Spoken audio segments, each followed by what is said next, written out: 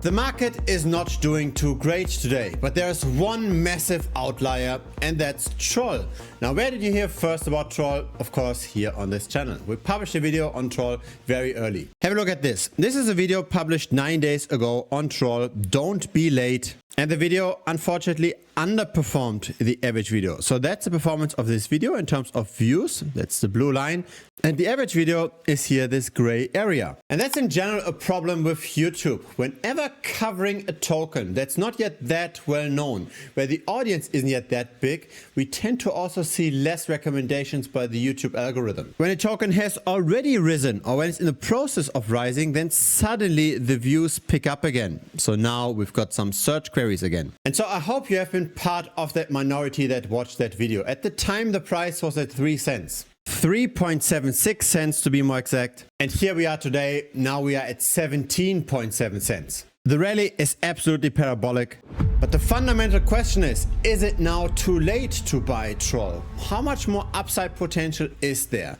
We're going to look at the on-chain data yet again. We're going to try to figure out how much longer this rally can last and who's actually triggering this. Who is buying here? Who's selling here? But first of all, if this is your very first time watching this channel, then feel free to subscribe over here. Again, I publish videos early on various cryptocurrencies that still have upside potential, as for example here with Troll. Now, with this recent rally, Troll became one of the major meme coins on the Solana chain. When we look at the trending tokens on Solana and we order those trending tokens by their liquidity pool size, so how much capital is currently in the token, Troll is pretty high. It's at place number 4, only beaten by Fartcoin, the Pump token, and Frog. It's now got 4.6 million of liquidity. Here is the chart. It looks pretty much like a hockey stick, should be no surprise. The price appreciation is 86% in the last 24 hours, and there have been more buyers than sellers. So an overhang of buyers of 53% versus 47% of sellers. The buying volume versus selling volume ratio isn't that skewed. So it seems like the sellers are already taking a bit of profit. The sellers tend to move slightly more capital than the buyers do. Let's first try to figure out whether or not this is manipulation or if this is organic growth. This is a lot of people jumping onto the token, or if this is just a few whales playing some games. A first interesting data point is, for instance, social media, as in how many followers does a project have, say on Twitter or on Telegram, and how does this compare to the number of holders on the chain? So on Twitter, we've got 15,000 followers. In Telegram, we've got 10,000 members. The website looks quite simple. There's nothing really noteworthy here. The Instagram is very small with 307 followers. And this all compares to 33,600 holders on chain. Those numbers all align quite well. It should be expected that there are more holders on chain than followers in those social media platforms, because there are also arbitrage bots and because not everybody that buys Troll follows the token on Twitter. So those ratios all make sense. Now let's first have a look at the perpetual futures market. There are 3.5 million worth of trading volume over here on MEXC. Most of the perp traders are extremely bearish. They are betting on falling prices of Troll. It costs 0.5% every 8 hours to bet on falling prices of Troll on the perps. The price is going up and up and up, and the shorts are getting liquidated left and right, and that's why the open interest on Troll is actually going down. So all the people that are betting on falling prices are currently getting burnt heavily. But really, the perpetual futures market for Troll doesn't really matter that much. There's only 3.5 million worth of trading volume right now. This might change in the future as the token evolves. The real action is on-chain on Pump Swap. Here we've got 33 million of trading volume. And so it makes much more sense to look at the on-chain data, to look at who's buying and who's selling here. What we're seeing on the left is the number of first-time traders versus recurring traders over time. And this is growing very quickly in the last week. On the right side, we see the number of token transactions over time. Still, that's growing quite quickly. We can ignore the latest data point because today has just started. What we're seeing over here is the trading volume over time. So this is now segregated by different wallet cohorts, small wallets, larger wallets, and we can see at the beginning there was a lot of trading volume, then it died down, and now there is the resurgence. Yesterday we saw 20 million worth of trading volume of Troll. And let's see if today we will see a new all-time high. Currently, activity is growing. Over here, we've got the number of retail investors versus whale investors over time. The way you make this distinction is by looking at minimum holding thresholds. So to be counted for the chart on the left, a wallet has to hold at least 5,000 Troll tokens. At the current price, that's a bit under $1,000. And this is at all-time highs. In the middle, it's 50,000 tokens, so a 10x from the left chart, so at least minimum $10,000 worth of Troll. This is not yet at an all-time high, but the number of whales, that's another 10x, that's now $100,000 worth of the token. That is also at an all-time high. So we see purchases both from small retail, but also from the whales, not so much from the middle. There is a clear accumulation trend by the whales though. And what I believe is going on here is that the whales are betting on further adoption of decentralized exchanges. So far, we only have perpetual futures on MEXC, but this will likely expand over time. Because this here is the entire token supply, right? 100%. And the whale investors, the wallets that have at least $100,000 worth of the token, that's going up steeply. What I think is going on here is that the market makers and the centralized exchanges are buying the token for the potential further upside as small retail wants to buy Troll on the centralized exchanges. Right now, all the demand comes from on-chain activity. And so now 67% of the supply is held by the whales. Just a few weeks ago, this was only 27%.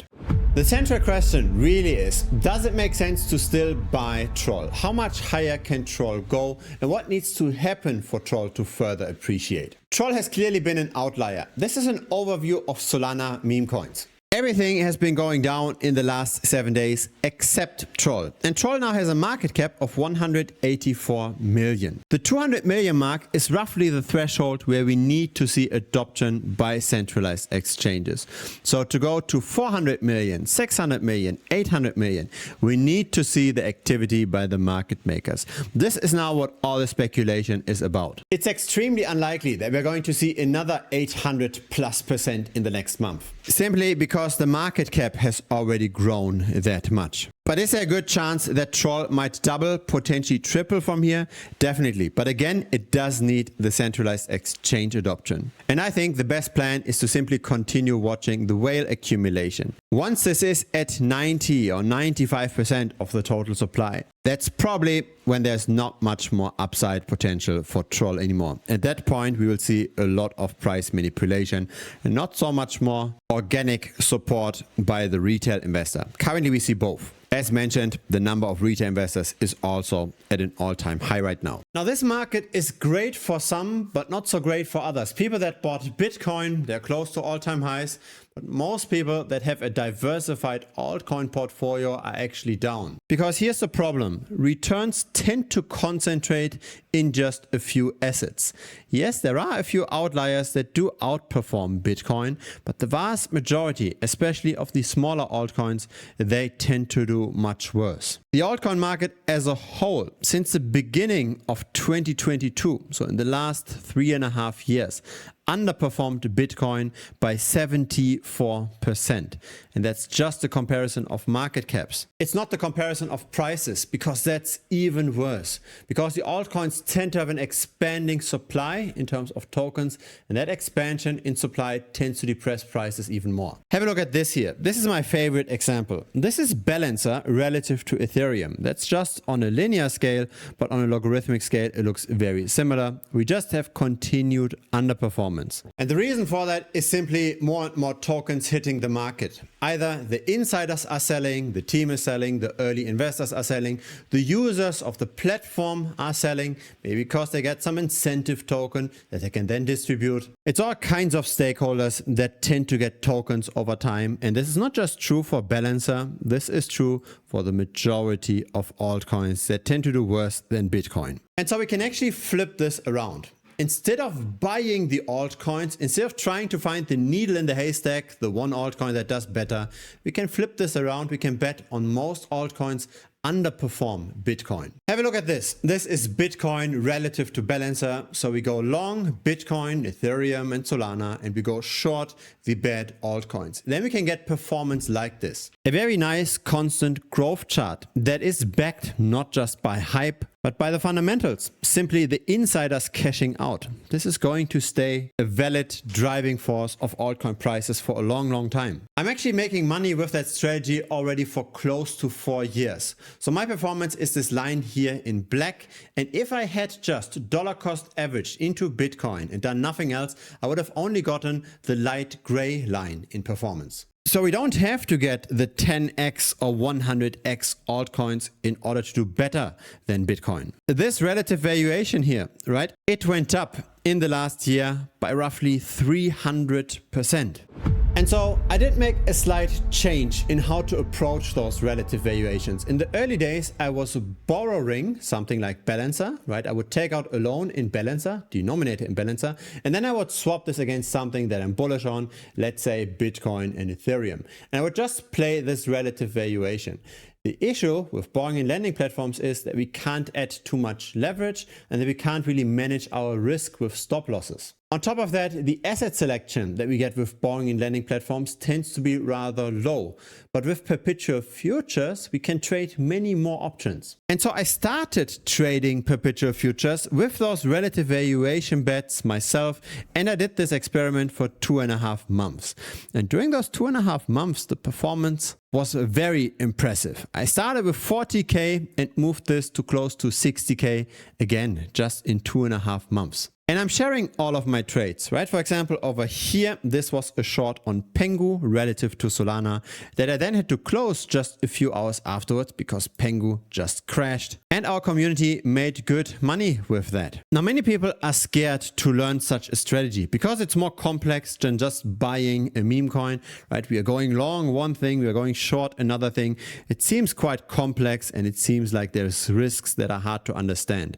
But that's why I created separate tutorial videos on just that topic. You can just watch those tutorial videos and then learn the trading yourself. Now here are a few trades shared by our community, and it's really about risk management. It's really about setting yourself up relative to other altcoins. Now in theory, this looks all good, right? I made money with this, not just short term, but also long term. But the central question is always, will this apply to anybody that's trying to learn the strategy? And I think that's actually possible. What I will do is when you join this membership here, right, the premium membership, I will share my current favorite trade. And if that favorite trade does not lead to profit after 1 month, then I will refund you 100% of the membership fee. The fee is currently $125 per month. The target is that you become a winning player very, very quickly. So while all of those tutorials are useful for the long term, at the very beginning, you just have to watch 2 of them. And that's using perpetual futures on Hyperliquid and risk management with relative valuation bets.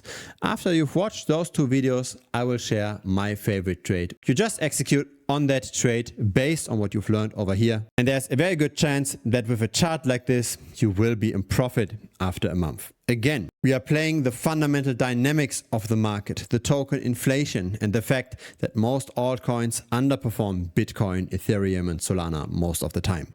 Now, I was thinking about this. How can I make this even safer for the people that don't want to watch the videos, that don't want to set up the trading themselves, that don't want to do the risk management themselves, that simply just want to provide capital? Let's say you've got a lot of capital, but you don't have a lot of time. For those people, I've set up a copy trading capital pool. So you can simply provide money to that pool and then automatically execute any trade that I'm doing as well. The copy trading feature is available for everybody that's on the annual membership. So you're also saving $250 per year on that membership. But the main feature is the automated copy trading where you can get this return. And this has launched 2 weeks ago. And so far we are up 4.7%. And the very first days when I set this up, I didn't yet trade anything. And so that's why there's no trades, why this is going sideways. That's why the APR is actually lower in this estimate than what we're actually achieving. I hope to get this long term above 50%. It was above 50% when I traded myself. Now we are moving more capital, so the APR can decline. But the target is at least 50% per annum. And so you can run the numbers for yourself, whether or not it makes sense for you to join the annual membership for premium. If it's your first time here, feel free to subscribe I publish these regularly. A like would be very much appreciated as well. It helps the channel grow. See you next time on YouTube or see you in Premium. Cheers.